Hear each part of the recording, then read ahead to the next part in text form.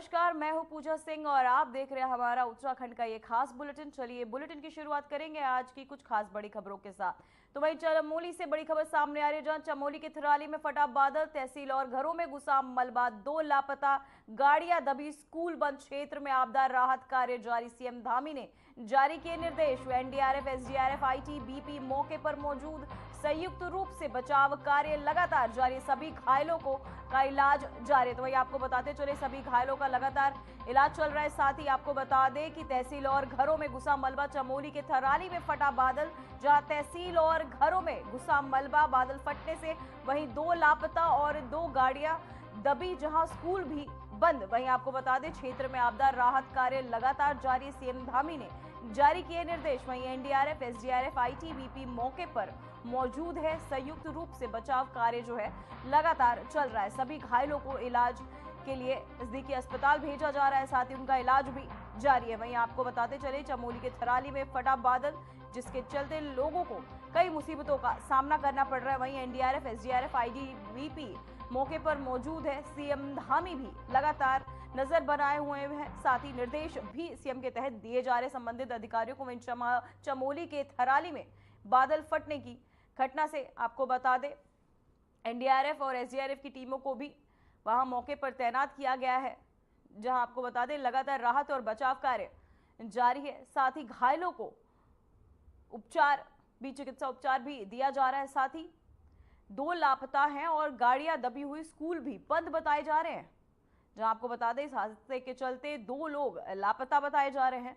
चमोली के थराली में बादल फटने की यह घटना, जहां तहसील और घरों तक जो मलबा है वो घुस गया है। साथ ही आपको बता दें 2 लोग लापता बताए जा रहे हैं। वहीं आपको बता दें, चमोली के थराली में फटा बादल।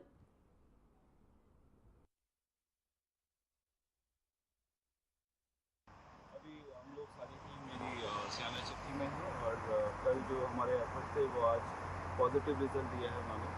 कल जो एरिया हमारा पीछे देखा है आप लोग के लेक के अंदर था, आज करीब 12 फीट के आसपास पानी कम हुआ है और एक चैनलाइजेशन रिवर को मिल गया है, एक प्रॉपर चैनल मिल गया है और हमारा ब्रिज भी अब सेफ है।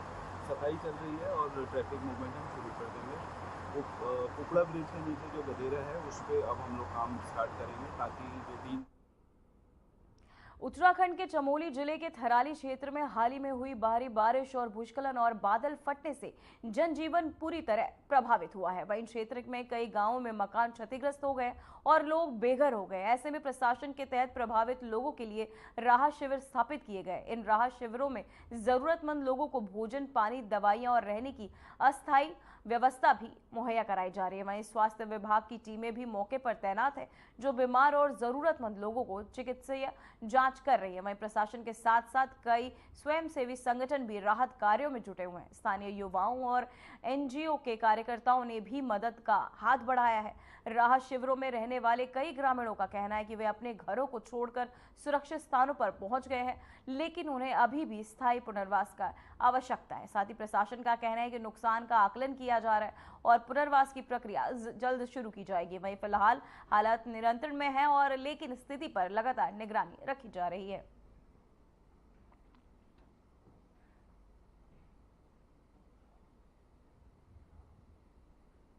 तो वहीं चमोली जिले के थराली में बादल फटने से बहुत नुकसान हो गए। मुख्यमंत्री पुष्कर सिंह धामी के निर्देश पर आपदाग्रस्त थराली में राहत और बचाव कार्य अभियान जारी है। वहीं स्वास्थ्य विभाग को भी अलर्ट कर दिया गया है। आपदा के घायल होने में त्वरित आपको बता दें कि आपदा में घायल होने के त्वरित उपचार के लिए मौके पर ही स्वास्थ्य विभाग की टीम तैनात कर दी गई है। इन टीमों में डॉक्टर और पैरामेडिकल स्टाफ शामिल है। आपातकालीन जरूरत के लिए हेलीकॉप्टर की भी व्यवस्था की गई है। मुख्य चिकित्सा अधिकारी डॉक्टर अभिषेक गुप्ता ने बताया कि सामुदायिक स्वास्थ्य केंद्र थराली में 4 चिकित्सा अधिकारी, 6 स्टाफ नर्स, एक फॉरेंसिक, साथ ही आप फार्मासिस्ट, एक ड्राइवर और एक एम्बुलेंस जीवन रक्षक औषधि रहित अलर्ट पर है। इसके अतिरिक्त 2 108 एम्बुलेंस और 2 विशेषज्ञ चिकित्सकारियों की टीम भी एचडीएच कर्णप्रयाग में तैनात की गई है। एक चिकित्सा अधिकारी को पीएचसी देवाल में तैनात किया गया है।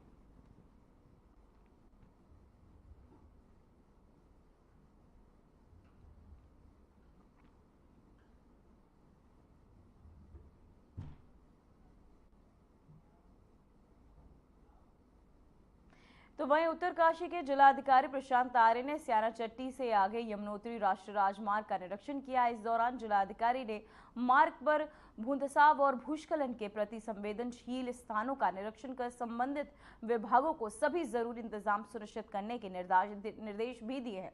वहीं बता दें कि स्याना चट्टी से आगे जंगल चट्टी के मार्ग का लगभग 200 मीटर हिस्सा क्षतिग्रस्त होने से यातायात बाधित होने की जानकारी पर जिलाधिकारी प्रशांत आर्य मौके पर पहुंचे।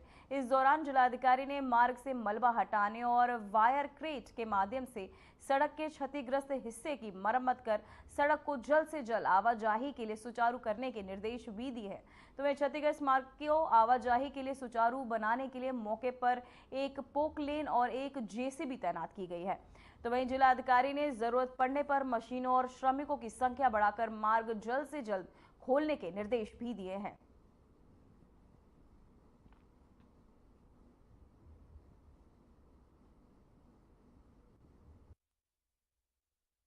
अभी हम लोग सारी टीम मेरी स्याना चट्टी में है और कल जो हमारे एफर्ट थे वो आज पॉजिटिव रिजल्ट दिया है मानो। कल जो एरिया हमारा पीछे देखा है आप लोग लेक के अंदर था, आज करीब 12 फीट के आसपास पानी कम हुआ है और एक चैनलाइजेशन रिवर को मिल गया है, एक प्रॉपर चैनल मिल गया है और हमारा ब्रिज भी अब सेफ है। सफाई चल रही है और ट्रैफिक मूवमेंट हम शुरू कर देंगे। कुपड़ा ब्रिज के नीचे जो गदेरा है उस पर अब हम लोग काम स्टार्ट करेंगे ताकि जो 3 गांव हमारे छोटे हैं उनको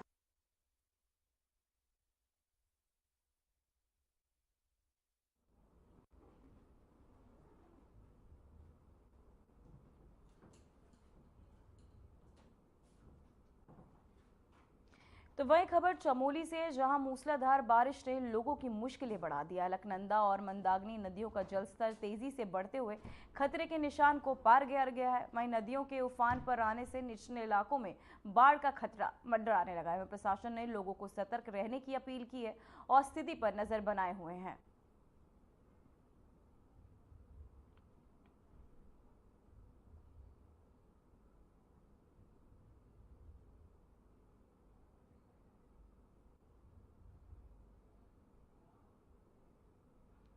तो वहीं कोटाबाग में सड़क किनारे काम कर रहे 2 मजदूर अचानक भूस्खलन की चपेट में आ गए और मलबे के नीचे दब गए। हादसे के बाद अफरा तफरी का माहौल बन गया।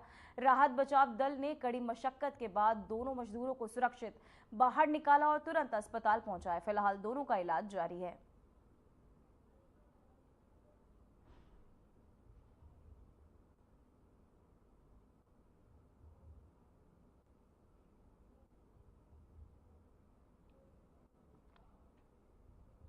तो वही खबर ऋषिकेश से है, जहां पहाड़ी इलाकों में लगातार हो रही बारिश का असर अब मैदानों में भी दिखने लगा है। गंगा नदी का जलस्तर बढ़कर चेतावनी रेखा से 15 सेंटीमीटर ऊपर पहुंच गया है। ऋषिकेश स्थित त्रिवेणी घाट पर जल पुलिस अलर्ट मोड पर है और लोगों से सतर्क रहने की अपील भी की जा रही है। प्रशासन हालात पर नजर बनाए हुए हैं।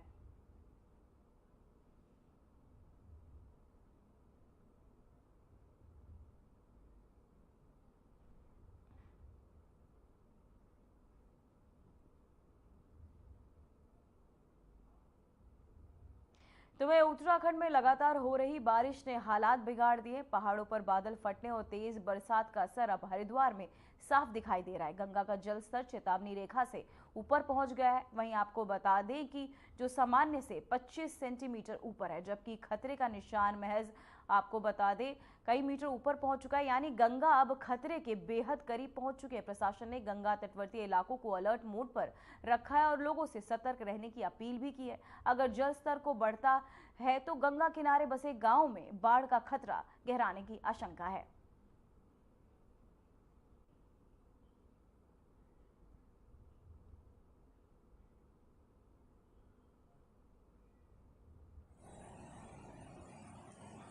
हरिद्वार में गंगा नदी का जलस्तर 293.25 मीटर चल रहा है और डिस्चार्ज 1.5 लाख क्यूसेक के आसपास है। खतरे का निशान 294 पर, चेतावनी स्तर 293 पर है। लगातार हो रही बारिश से जलस्तर में वृद्धि हुई है और अभी जो ट्रेंड है वो राइजिंग है, तो ऐसी संभावना है कि जलस्तर में भी और वृद्धि हो सकती है। तो पहाड़ पे जैसे बादल फटा उसका कितना प्रभाव? ऊपर से जब पानी की मात्रा ज्यादा आएगी तो निश्चित रूप से यहाँ पर जलस्तर में वृद्धि होगी और उसके लिए हमारे सभी ड्यूटी पॉइंट्स अलर्ट हैं और लगातार हम लोग प्रशासन के संपर्क में।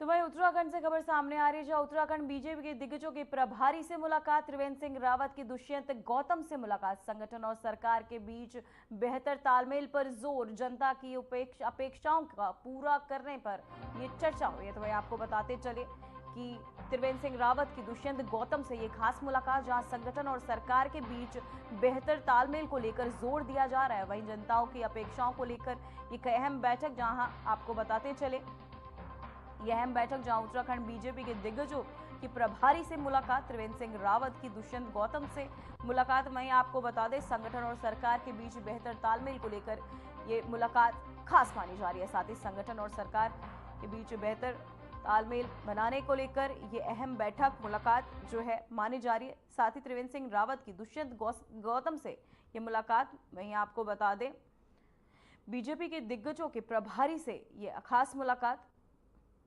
जहां त्रिवेंद्र रावत की दुष्यंत गौतम से मुलाकात। साथ ही आपको बताते चले जनता की अपेक्षाओं को पूरा करने पर यह चर्चा हुई है।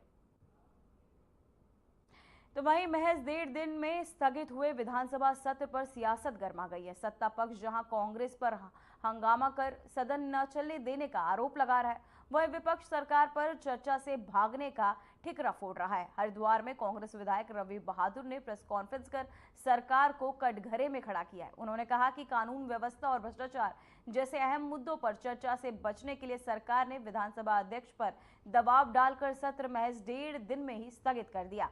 रवि बहादुर ने प्रदेश भर में बिगड़ती कानून व्यवस्था और बहादुराबाद टोल प्लाजा पर किसानों पर हुए लाठीचार्ज का मुद्दा उठाते हुए भी सरकार पर जमकर हमला बोला। दूसरी ओर बीजेपी के कांग्रेस पर पलटवार करते हुए सदन में हंगामा करने का आरोप भी लगाया।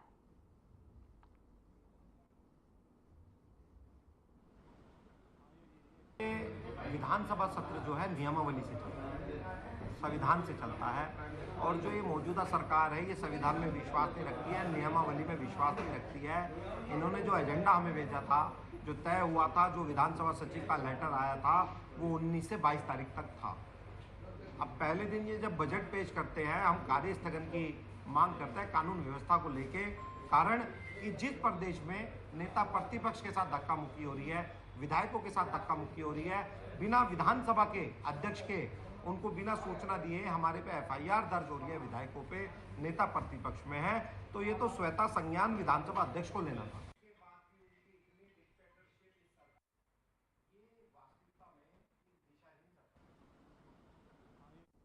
तो वहीं ड्रग्स फ्री देवभूमि मिशन के तहत पिथौरागढ़ पुलिस ने बड़ी कार्यवाही की है। थाना अस्कोट के नाग क्षेत्र में 4 नाली भूमि पर की जा रही अवैध मांग की खेती का विनिष्टीकरण किया गया। पुलिस ने मौके पर मौजूद ग्रामीणों को चेतावनी दी कि भविष्य में ऐसी खेती न करें और उन्हें नशे से होने वाले दुष्परिणामों के बारे में भी जागरूक किया।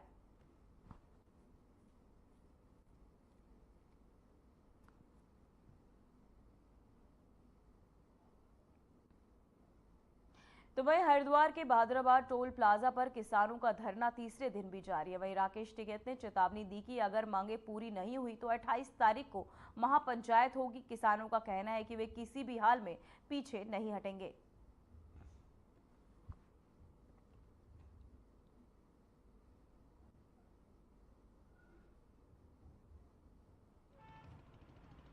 देखिए 28 तारीख में राकेश टिकैत जी ऐलान करके जो हमारी समस्याएं हैं उन्हें लेकर हम जो स्मार्ट मीटर, गन्ने का मूल्य आदि और जो भी समस्याएं हैं उन्हें लेकर हम 21 तारीख का हमारा धरना था देहरादून। पूरा हमें यहाँ प्रशासन ने रोक लिया। अब हम 28 तारीख में चौधरी राकेश टिकैत जी के नेतृत्व में देहरादून दोबारा यही सब कुछ करेंगे ऊर्जा भवन के लिए, और उत्तराखंड सरकार के खिलाफ आर पार की लड़ाई लड़ने के लिए हम तैयार हैं।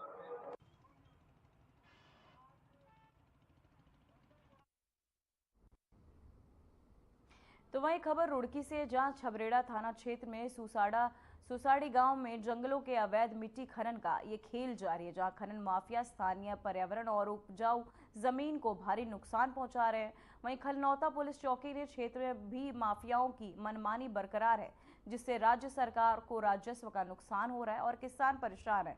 साथ ही स्थानीय लोगों की शिकायतों के बावजूद प्रशासन की ओर से अब तक कोई ठोस कार्यवाही नहीं हुई है। वहीं ज्वाइंट मजिस्ट्रेट दीपक रामचंद्र सेठ ने आश्वासन दिया है कि जल्द खनन माफियाओं के खिलाफ कानूनी कार्यवाही अमल की जाएगी। बहुत एक दिन रात को हम ही बाड़ बचे, हम ट्रक के नीचे आ गए थे, हाईवे भी चल रहे थे वहाँ, और हमारी टोल पर थे, एक दिन बदमाश भी आ गए थे, पुलिस भी गई थी, लेकिन यह जो पुलिस है यही मिलकर काम करवा रही है।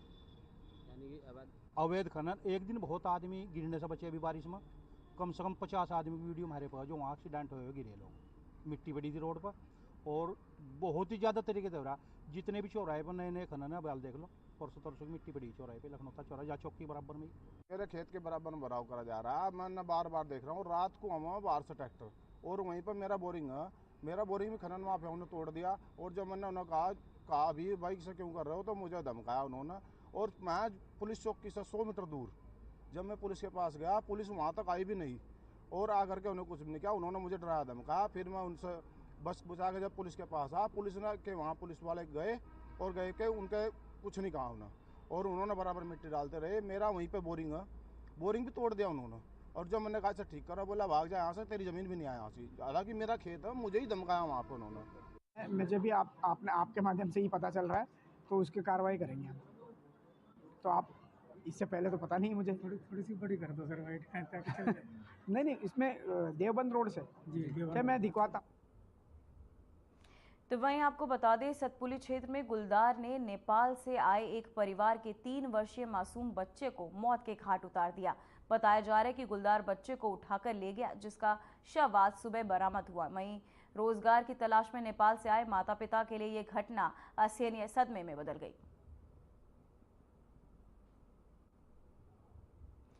तो वहीं देहरादून के बिंदाल बस्ती क्षेत्र में नशा तस्करों की धरपकड़ के लिए पुलिस ने आकस्मिक चेकिंग अभियान चलाया। इस दौरान संदिग्ध स्थानों पर स्निपिंग डॉग की मदद से तलाशी की गई। चेकिंग के दौरान पुलिस ने 13 संदिग्ध व्यक्तियों से पूछताछ के लिए थाने में लाया।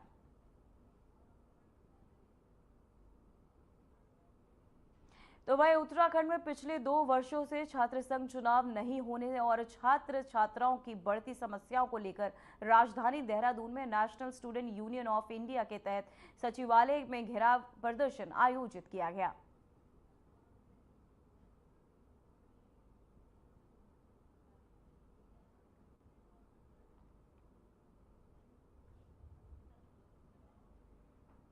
तो वहीं खबर मैंगलोर से है, जहां लीबर हेड़ी गांव में मुख्य सड़क पर जल भराव की समस्या को देखते हुए पूर्व कैबिनेट मंत्री करतार सिंह भड़ाना ने हस्तक्षेप कर लोक निर्माण विभाग के 70 मीटर लंबी इंटरलॉकिंग सड़क निर्माण कार्य शुरू कर दिया है। स्थानीय लोग की शिकायत पर भड़ाना ने विभागीय अधिकारियों से बात की और बताया कि सड़क केवल नीचे होने के कारण 1 फीट तक पानी भर जाता है।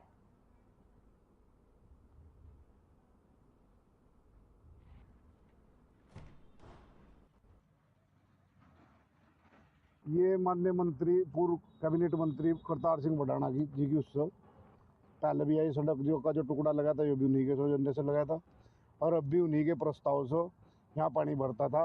इसलिए इस टुकड़े का निर्माण जो लगभग 70 मीटर ये लगाया जा रहा है। उसके बाद जब भी अगर भविष्य में इसकी आगे जरूरत पड़ी तो तुरंत 10 दिन या 15 दिन के बाद दोबारा इसे आगे बढ़ा दिया जाएगा। ये लगभग जो है तो 24-25 गांव को जोड़ता है। किस तरह की परेशानी उठानी पड़ रही थी? यहाँ पानी भर रहा था जी, 1 फुट बारिश होती पानी भर जाता। गुणवत्ता पे ध्यान रखा जाएगा पूरा का पूरा, कोई दिक्कत नहीं है। और माननीय मंत्री जी की सौजन्य से मुख्यमंत्री जी आए थे, घोषणा करके थे कि मंगलोर रजवाई की पट्टी से लेकर अड़चनपुर तक जो रजौली। तो वहीं खबर हरिद्वार से, जहां जिले के पिरान कलियर थाना क्षेत्र के अंतर्गत ग्राम रागड़वाला में व्यक्ति द्वारा अपने बेटे की हत्या का मामला सामने आया। जानकारी के अनुसार 35 वर्षीय सनी की हत्या उसके पिता ने नुकीले हथियार से की। प्राथमिक जांच के सामने आया कि पिता पुत्र के बीच शराब पीने को लेकर अक्सर विवाद होता था। घटना के बाद आरोपी पिता फरार हो गया है।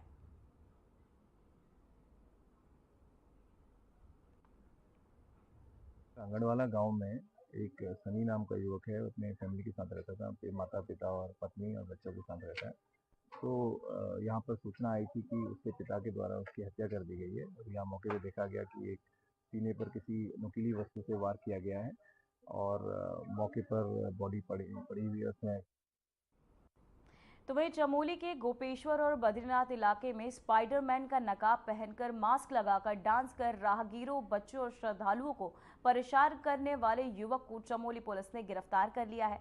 युवक को पुलिस ने थाने लाकर पुलिस एक्ट के तहत चालान किया। पूछताछ में युवक ने अपने कृत्य के लिए माफी मांगी और भविष्य में ऐसा न करने का आश्वासन भी दिया।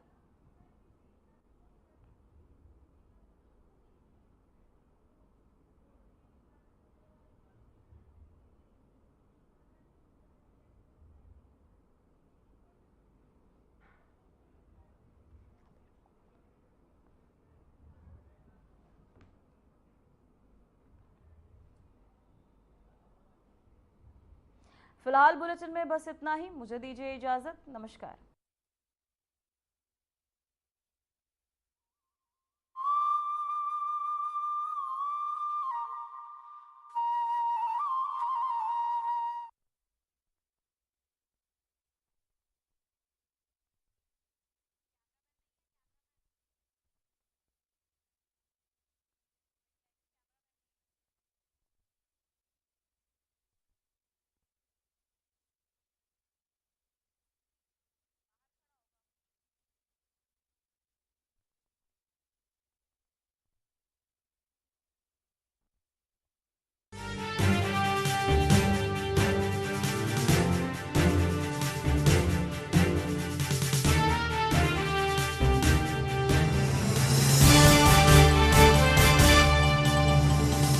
और मेरे प्यारे देशवासियों, आप सभी को नेशनल स्पेस डे की बहुत बहुत शुभकामनाएं।